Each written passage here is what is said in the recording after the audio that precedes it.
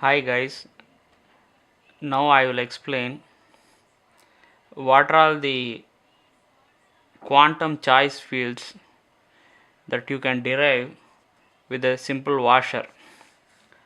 Okay, so all you are seeing is a washer that has a outer boundary and an inner boundary and a solid material that is between the outer and the inner boundaries. So this washer is basically a solid torus. It's mathematically a solid torus. So it has all the necessary identities hidden in it to help a human mind understand its subconscious struggles and failures to hold on to what it values. The inner circle of a washer is basically a null set. Null set boundary is represented by a circle with a dot in it. So this is a null set, and we are trying to explain the boundary of this null set. So it's just a circle with a dot. So why a circle means inside the circle all that lies is just a center. So you just point a center and then a circle.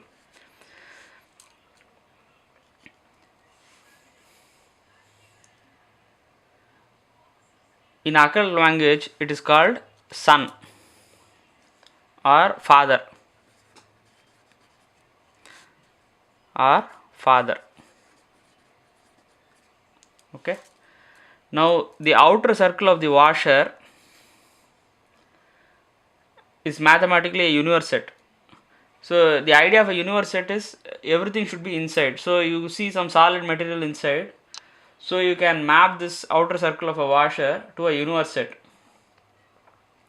And this is represented by a half circle. Okay. So the idea of a universe set is the boundary is representing a half circle because everything is one sided. Okay, so we all are able to, though we have two eyes, we are just seeing the world on one side, right? The other side is always what is called, we can't see the other side. So this is called moon or mother in occult language. Okay, so we have covered the boundary of a null set and a universe set.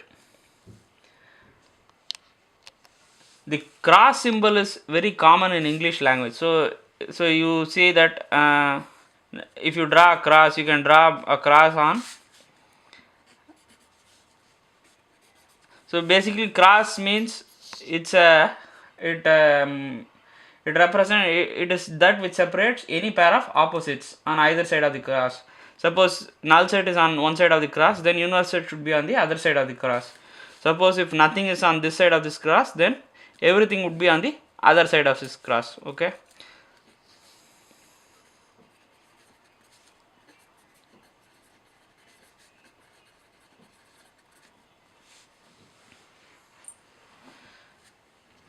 So the whole idea is, if you write something above the cross, okay, so you have a cross, and if you write something above, you have to read that thing is above the cross. Say if you say here this represents nothing, so nothing is above this cross.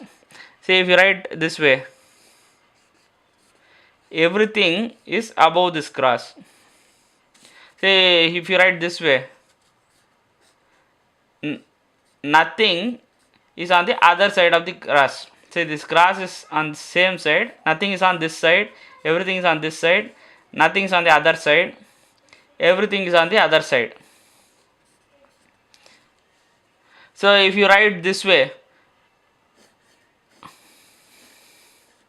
it means everything is above nothing and nothing is above the cross. This kind of a language wherein you use the symbols to express a idea in English. So in English you say nothing is above the cross. If you want to write it this way, nothing is above the cross, or nothing is on this side.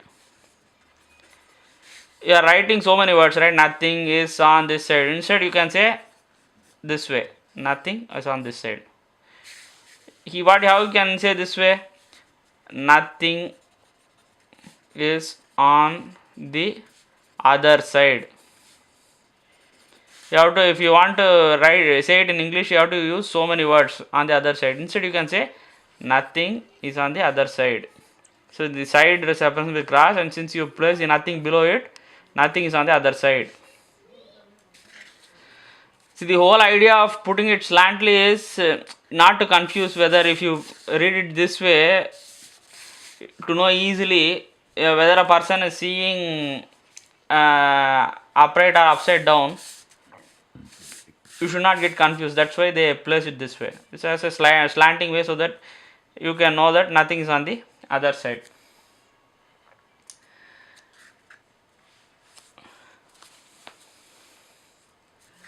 So now you saw the boundary idea. So you have a system for both these boundaries. System talks about nothingness. So for the null set, this is the null set, okay, basically the inner circle of the washer. Since nothing is inside, it is represented by a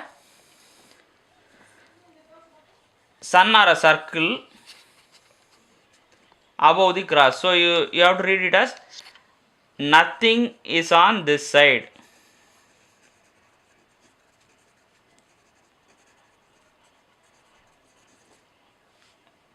Okay, and in occult language this is called Venus or seed.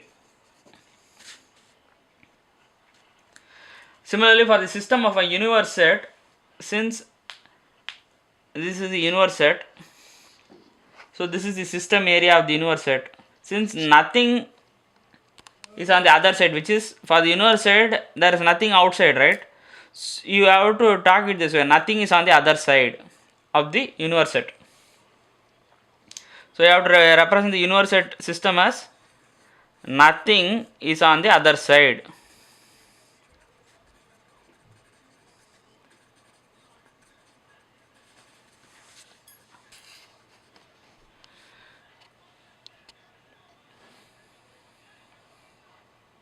In occult language, this is called Mars or energy. So it's like saying you can see something as a form of energy, or you can see it as a seed or a solid form. So the Mars and the Venus side is nothing but the Mars is the system of the universe set and Venus is the system of the null set.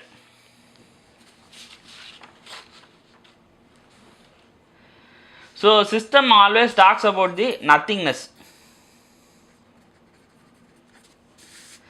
So surrounding talks about the everythingness.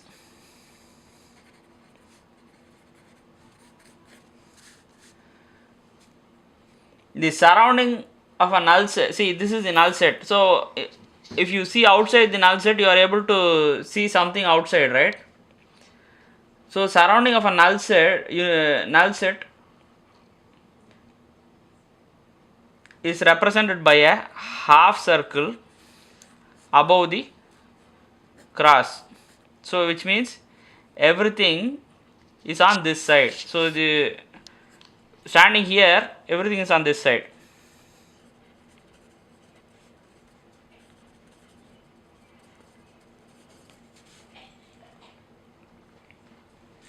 In occult language, this is called Jupiter or life.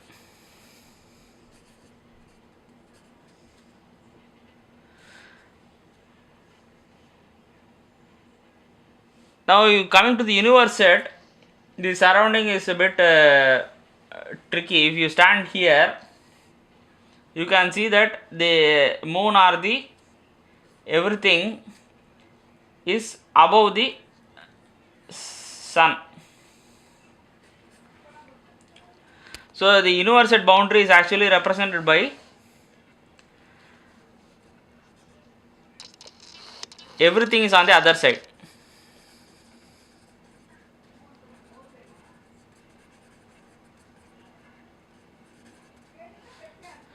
And it is in the occult language it is called Mercury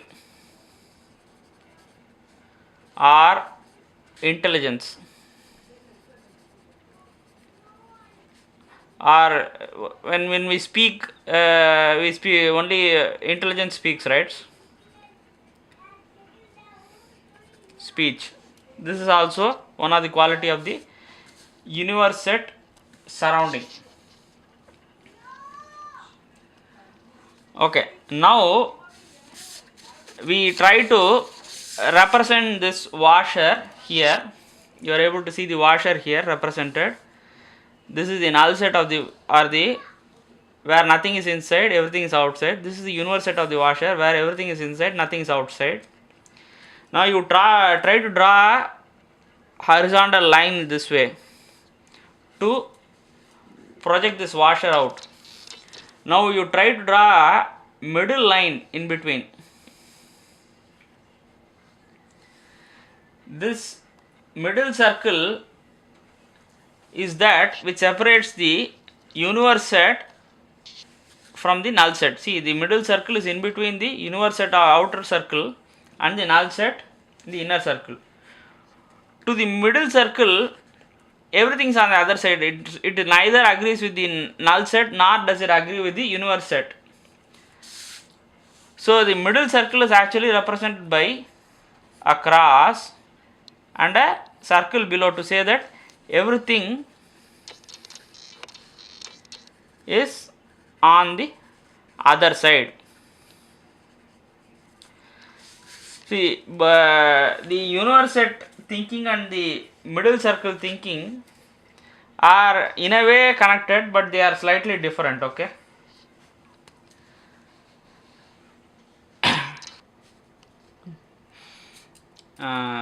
Just to recap, we were talking about the how to represent the null set and universe set in a symbolic language. So we were talking about a middle circle of the washer that separates the null set and the universe set. This middle circle of the washer is represented by a symbol of half circle, which is moon. Everything is on the other side because this middle circle neither agrees with the null set or the universe set. So everything is on the other side as far as this middle circle is concerned. In occult language, this middle circle is called Saturn or karma. See, why the karma we are using means it's nothing to, it's an idea to represent that it is doing the work of separating the universe set and the null set.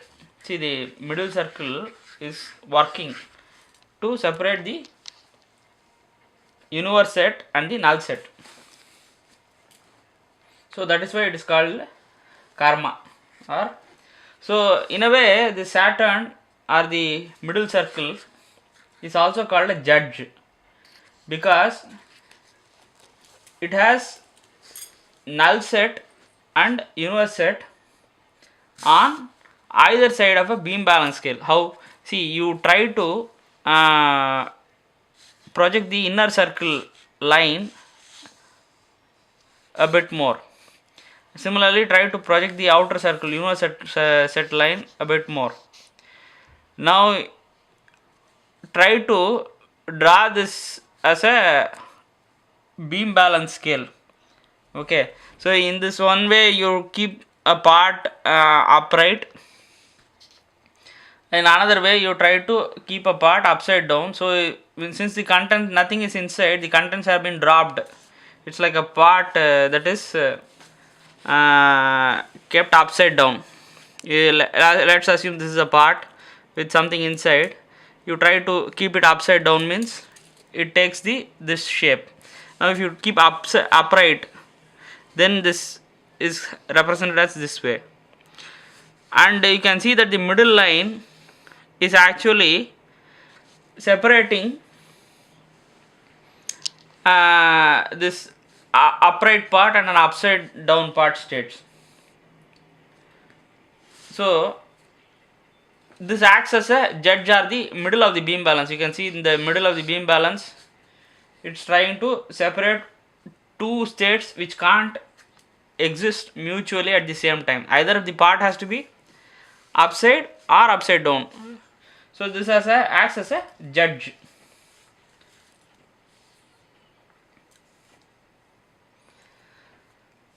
So now you have two more symbols here. So the part. So when the part is kept upright, then it means it's a universe set. How? Because everything is inside. See, if your part is upright, you can put the contents inside so that it doesn't fall outside, right? So you can keep the contents inside. So this is called the Ketu in occult language, or the beginning.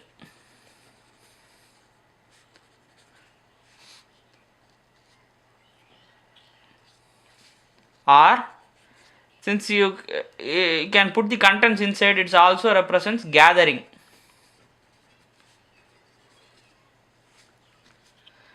And it's the descending node of the moon.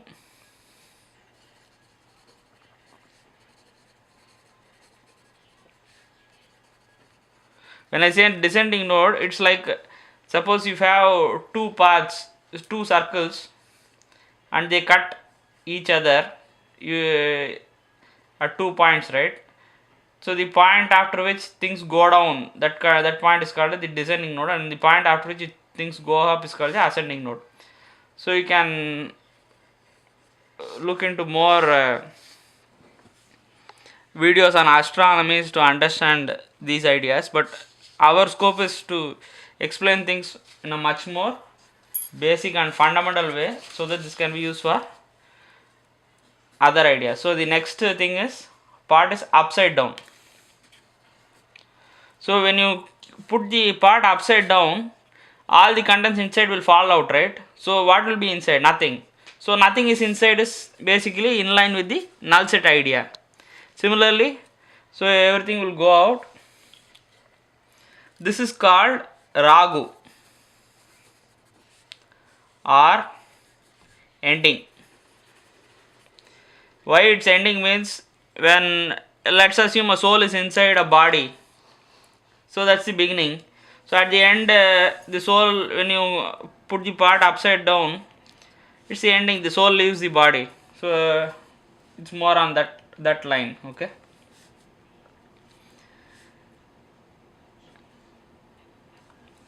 Or when you put the part upside down, there is scattering, right? All the contents get scattered out of the part.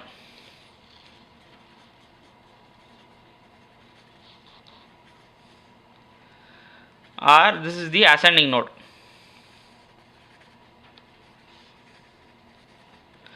wherein things appear to be above, or everything becomes more visible. When you throw the contents outside, everything becomes visible, right? That's the idea.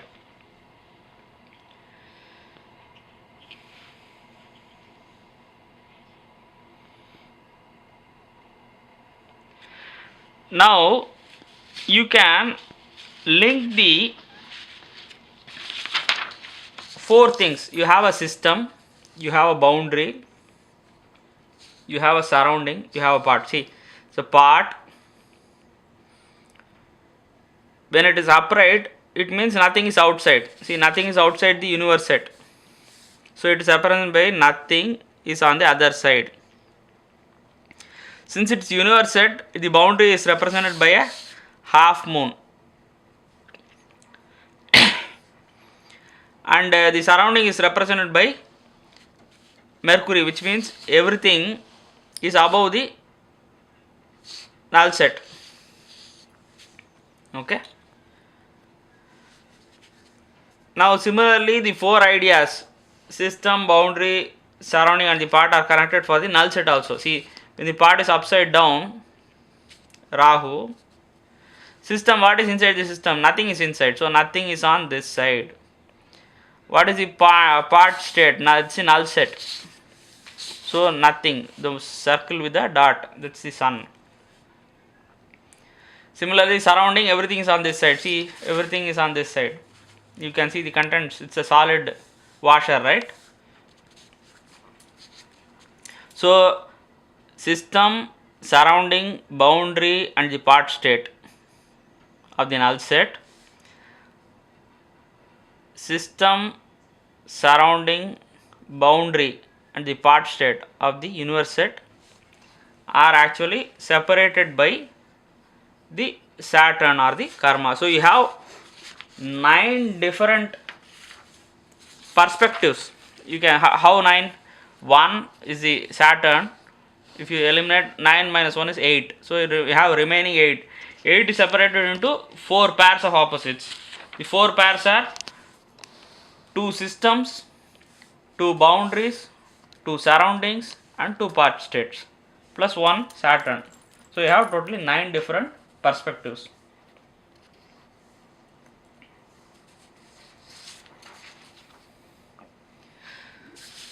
Now comes the why we are taking pain to draw this washer and do all these things. The whole problem boils down to one simple fact. The problem of the human mind is that it can exist only in one of these 9 possible perspectives. It's like this one. When you see inside the part, you can't focus on what is outside. When you are focusing outside the part, you can't see what is inside. Similarly, when you are focusing on the boundary, you can either focus on the inside or the system or the outside the surrounding. So if you are only thinking about the part, you don't think about the system, surrounding or the boundary. Okay, you are focusing on the part. So the 9 perspectives actually act as a limitation for the mind because it can focus on only one area of the 9. So they become the 9 views or the 9 perspectives. So we get 2 unbreakable triangles. You can see 2 triangles here. One is the triangle of the null set, wherein the boundary, system and the surrounding. Boundary of the null set Sun, system of the null set Venus, surrounding of the null set Jupiter. They form a triangle wherein you can't make the 3 meet each other at any point because the system has to be inside and surrounding has to be outside and boundary has to be in between them. Similarly, you have a triangle of the universe set wherein the system Mars, the boundary Moon and the surrounding Mercury, they form a triangle where they can't meet each other. They are 2 unbreakable triangles. Now we have to project these facts and to create and the naturally observed facts are used to arrange these 9 perspectives. So now you have these perspectives. How do you logically arrange these perspectives that is in line with the observed facts of the nature? Now you have system. Say you have a line of system. You have surrounding. See, the system and the surrounding lines have to be on either side of the boundary. So always the boundary line, see, you can see the sun and the moon, these all represent the boundary ideas that must lie in between the system idea and the surrounding idea. This is one limitation. The second limitation,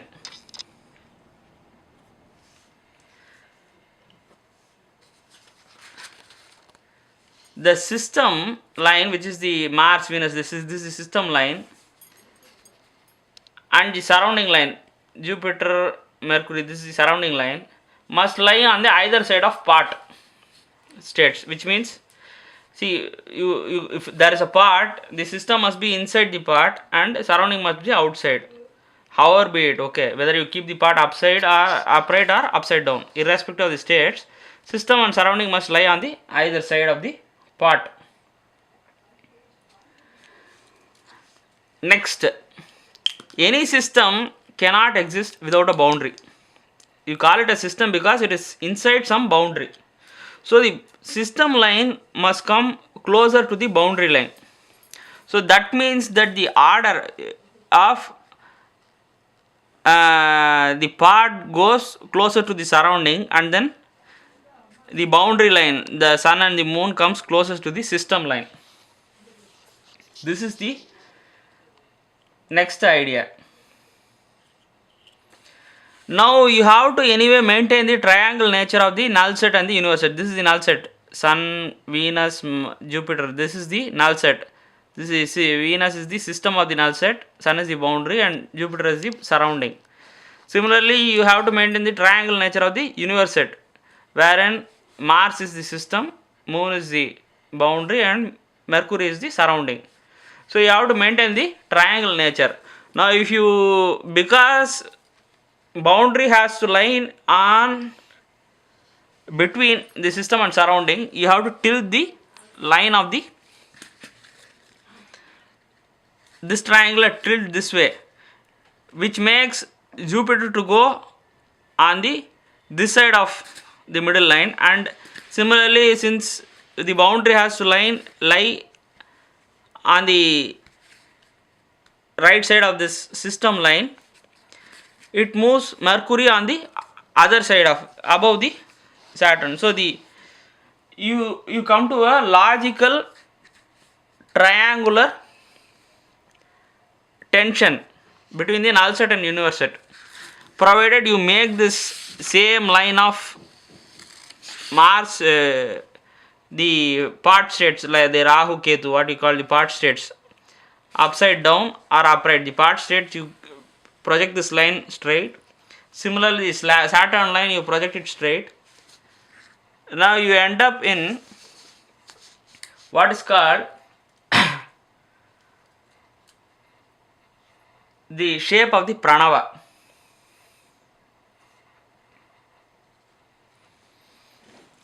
Now you might ask, how does these Venus and Moon come this way? It's quite obvious. The beginning, seed and the mother, they are all closer to each other, whereas the ending, energy of the destruction and the sun or the nothingness, they are close to each other. So it's a very natural organization of the perspectives, and the Pranava symbol works this way. Generally they place it this way, upside down, but to be in line with the washer, we have represented this way, wherein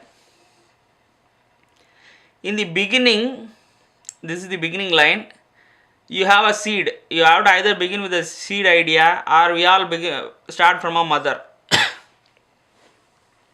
So the beginning line, and you go close to the middle line. In between, what is called, you have a surrounding, right, basically. So it's all world of perspective. So life and business or the intelligence is in between, and in the ending you end up in nothing. So here you get the Pranava symbol. Now why should we actually be interested in this Pranava symbol? See, you can see there is a connection between, or a separation between, moon and the seed. This is one cross. You just project it this way, moon and the Venus, the line. Similarly, you have a vertical separation between the surrounding of the universe at Jupiter, Moon, Jupiter and Mercury, you project it vertically straight. Similarly, you have a separation between Sun and Mars. You again project the same way, the same direction. So now you end up in a hexagon, or the particular order in which the 6 extremes occur. You have a system, you have a boundary, you have a surrounding, you have a system line, but you have to go like this way. If you start from nothing, Sun, Moon, Jupiter, Mars, Venus, Mercury. Or if you start from the universe at boundary, Moon, Sun, Mercury, Venus, Mars, Jupiter. It's quite logical, wherein if you are spinning it either way, if you start from nothingness and go to everythingness, it's like middle of from January to June, wherein things start growing, right? The growth state, seasonal, which means the system also, the boundary is moving from null set to universe set, right? Similarly, surrounding is moving from null set to universe set. System is also moving. Everything has to go on the same way. Okay. The other way also, like it should go in the other way. In autumn and all these things start to come down. Moon to Sun, Mercury to Jupiter, Venus to Mars. But still, the order of this hexagon has to be maintained.